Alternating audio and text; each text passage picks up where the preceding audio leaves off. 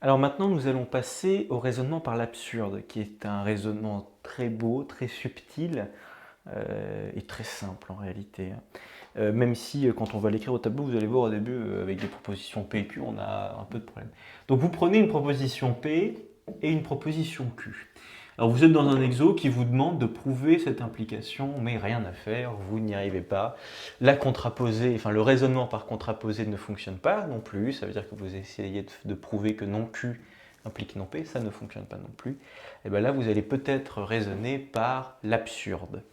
Raisonner par l'absurde, qu'est-ce que ça veut dire? Ça veut dire qu'on va...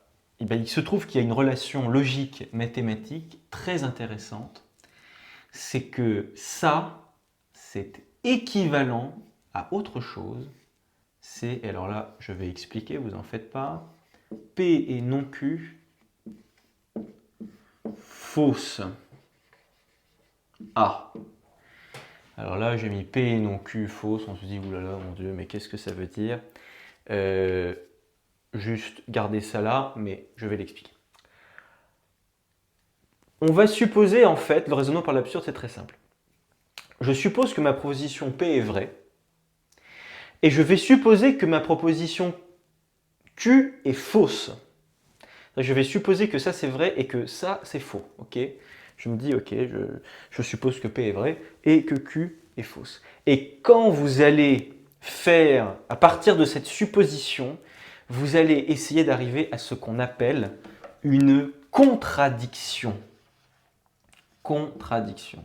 Ça, c'est le mot-clé du raisonnement par l'absurde. Vous supposez P vrai et vous supposez que Q est fausse, et vous allez arriver, avec un cheminement de calcul mathématique, à une contradiction. Et donc, ça veut dire qu'en réalité, ça veut dire, ça c'est impossible. Impossible. Vous allez en fait arriver à la conclusion que vous ne pouvez pas avoir P vrai et Q fausse. Vous voyez ce que je veux dire? C'est pour ça, en fait, c'est ce qui est écrit ici. P vrai et non Q, c'est-à-dire Q fausse, c'est-à-dire P vrai et Q fausse, ça n'est pas possible. Vous allez arriver à une contradiction. Et il se trouve que ça, comme je le disais, c'est équivalent à ce qu'on a au-dessus. Exemple. Alors là, je vais essayer de te donner un exemple moi, que j'aime beaucoup. Pourquoi est-ce qu'on ne peut pas diviser par 0? Voilà.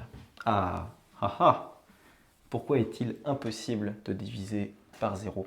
Eh bien, nous allons raisonner par l'absurde et nous allons, pour cela, supposer que, donc non Q, c'est-à-dire nous allons supposer qu'il est tout à fait possible de diviser par 0 et nous allons arriver à une contradiction.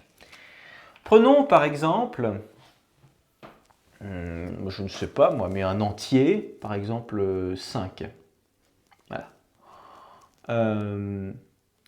Et un autre entier que nous allons prendre, c'est-à-dire 7. Vous êtes d'accord avec moi que 5 est différent de 7?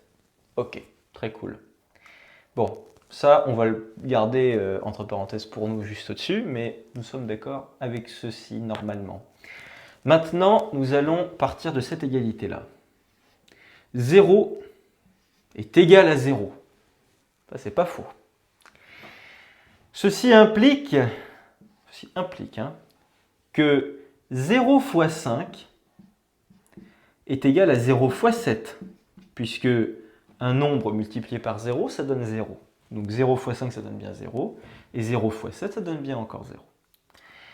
Et ici, attention, je vais diviser par 0 des deux côtés, voyez, parce que j'ai supposé que j'ai supposé qu'on pouvait diviser par 0, et donc j'arrive à ça. 5 est égal à 7, car, d'après la supposition, si vous voulez. D'après la supposition. Voilà. Et voilà. En fait, et là vous arrivez à une contradiction. Contradiction qui est ici. Ça n'est pas possible. Ça n'est pas possible. Alors bien évidemment, tout cela, ça se base sur des axiomes, puisque j'ai supposé au tout départ que ça c'était vrai. Bon, j'espère que vous vous convaincrez que c'est vrai, enfin que c'est un axiome qui est véridique, c'est-à-dire que 5 est bien effectivement différent de 7. En réalité, si vous divisez par 0, vous êtes en train de dire qu'il est tout à fait possible que 1 est égal à 2, est égal à 3, est égal à 4, est égal à absolument. C'est-à-dire que tous les réels seraient égaux entre eux en fait. Puisque vous pouvez multiplier par 0 à gauche et à droite, vous divisez ensuite, et vous avez absolument tous les entiers, tous les réels qui se valent. Voilà. Donc le raisonnement par l'absurde, c'est comme ça que ça fonctionne. Voilà. Et maintenant, on va parler de la récurrence.